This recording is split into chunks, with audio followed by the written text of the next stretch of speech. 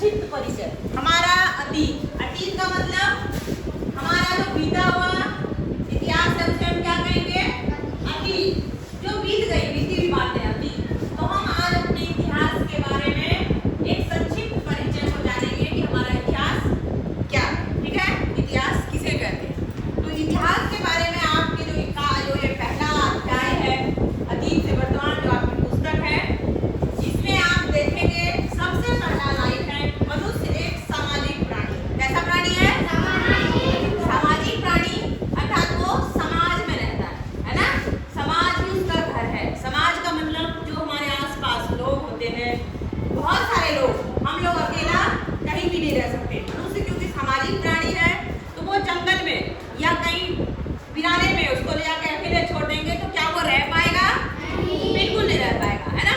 तो मनुष्य को समाज में रहना पड़ता है, वो सामाजिक प्राणी है, क्योंकि हम हर कार्य को मिलजुल कर करते हैं ना। कोई भी काम ऐसा है जो हम अकेला कर सकते हैं? नहीं। मान लो ये घर बनाना, जिसमें बिल्डिंग में आप लोग बैठे हैं, पढ़ रहे हैं आराम से, तो क्या ये एक व्यक्ति बना सकता है इस बिल्डिंग को? नहीं। इसके लिए बहुत सारे लोगों की जरूरत होती है। तो यदि हम समाज में नहीं रहेंगे, लोगों के बीच नहीं रहेंगे, तो क्या हमें ये बिल्डिंग हम खड़ा कर पाएंगे? नहीं कर पाएंगे। ठीक है, तो हम इससे जान लें कि मनुष्य एक सामाजिक प्राणी है और उसे समाज में ही रहना है। वो यहीं पे रहता है, यहीं पलता है, यहीं बढ़ता है और यहीं बड़ा हो जाता है। बच्चा छोटा सा जन्म लेता है, अकेला कहीं रहेगा। मान लो उसको जन्म हो गया, इतना छोटा सा रहता है ना, उसको हम कहीं रख देंगे, वो बड़ा हो जाएगा? बड़ा होगा? पाएगा वो? पालन पोषण होगा उसका? नहीं होगा। तो इससे अब समझ में आ गया कि मनुष्य सामाजिक प्राणी है, समाज में ही रहना है उनको, लोगों के बीच ही रहना है। ठीक है, अकेला कौन रह सकता है? या तो देवता या फिर दानव, है ना। दो ही आप अकेला रह सकते हैं, मनुष्य कभी नहीं, है ना। हम सभी समाज में रहते हैं। यह समाज हमारे माता पिता परिवार गांव देश से होकर पूरा विश्व ही हमारा समाज होता है ना। हमारे परिवार से शुरू होता है। परिवार छोटा सा समूह है, जिसमें 10 लोग 5 लोग 4 लोग की फैमिली, एक परिवार होता है छोटा सा। फिर उससे समाज होता है छोटा, 10 लोगों का एक गुच्छा हुआ। फिर एक बड़ा गांव होता है, आसपास के बहुत सारे गांव होते हैं। फिर अलग अलग राज्य होते हैं और कुल मिलाकर के जब लास्ट में हम लोग लेंगे तो पूरा विश्व होता है। पूरा विश्व ही हमारा समाज होता है। ठीक है, और उसके बाद देखिए हम लोगों ने देखा कि समाज इतिहास को जो हम जानने का हमारा जो क्या कहेंगे जरिया है वो क्या। सबसे पहले हम ये पुस्तक पढ़ रहे हैं, मान लो कक्षा 6 में आप लोग आ गए हैं, या आपके इतिहास का पहला अध्याय है।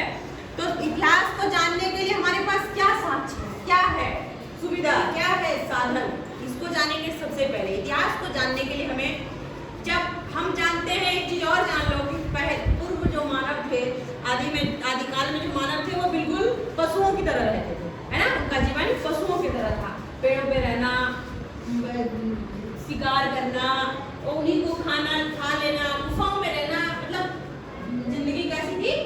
पशुओं की तरह। ठीक है, तो फिर ये क्रमिक धीरे विकास करके हम लोग आज यहाँ तक पहुँचे हैं कि आज हम हवाई जहाज पे भी उड़ रहे हैं पक्षियों की तरह, है ना। लेकिन इस बीच में बहुत हजारों लाखों साल बीत गए। ये एक दिन का विकास नहीं है। क्या एक दिन में ऐसा हुआ? बिल्कुल नहीं, है ना। हजारों साल लगे इसमें। तो अब देखिए कि इसको जानने के लिए आखिर हजारों साल का आदमी तो कोई जिंदा नहीं है क्या? नहीं। फिर हमें पता कैसे चले? पता करने के लिए जब मनुष्य को पता चला कि हम बुद्धिमान प्राणी हैं, हमारे अंदर बुद्धि है बहुत, तो धीरे धीरे जब विकास हुआ ना, तो लिखने पढ़ने का भी विकास हुआ था। कागज का निर्माण हुआ। पहले पत्तों पे लिखा जाता था, है ना, भोजपत्र पे। तो वो भी कुछ साक्ष्य रखे हुए, अभी भी रखे हुए हैं संग्रहालय में। तो लिखे हुए चीजों को पढ़ के भी कुछ इतिहास में लिखा गया है, और कुछ चीज जो हमें खनन से मिला है, खुदाई से। बहुत पुराने सिक्के, पुरानी मंदिर, पुरानी मूर्तियां, पुराने बर्तन, पुराने घरों के खंडहर जो हमें मिट्टी के नीचे मिले, दबे पड़े। तो उनको जब निकाला भूवैज्ञानिकों ने, तो फिर उन्हें परीक्षण सर्वेक्षण करके इतिहास के बारे में बहुत सारी बातें उनके सामने आई, और उन बातों को हमारे पुस्तक में लिखा गया, जिससे हम जान पाए। हजारों साल पहले की बात हम कैसे जान पाते? जान पाते क्या? नहीं। यदि हमारा इतिहास नहीं होता, हमारे पास लिखा हुआ लिखित सामग्री नहीं होती, तो हम नहीं जान पाते।